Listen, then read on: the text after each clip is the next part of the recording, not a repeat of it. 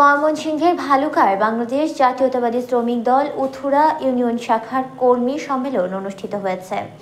উপজেলার ১ নম্বর উথুরা ইউনিয়ন শ্রমিক দলের আয়োজনে উথুরা উচ্চ বিদ্যালয় ও কলেজ মাঠে এই সম্মেলন অনুষ্ঠিত হয়।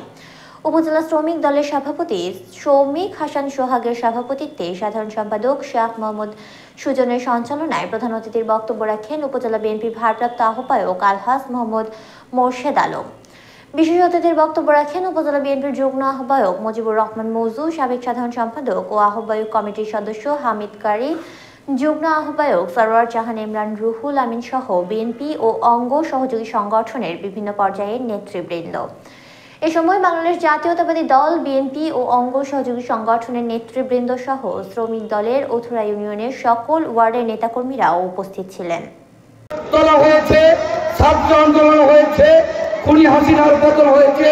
আমি বিশ্বাস করি আপনারা ঐক্যবদ্ধভাবে আমাদের জাতীয় সংসদ নির্বাচন থেকে শুরু করে সামনে যত কঠিন সময় আসুক, এই জাতীয়তাবাদী শ্রমিক দল অবশ্যই জাতীয়তাবাদী দলের অতন্ত্র প্রহরী হিসেবে দায়িত্ব পালন করবে এবং যে কোনো আন্দোলন সংগ্রামে বিজয় ছিনিয়ে আনবে।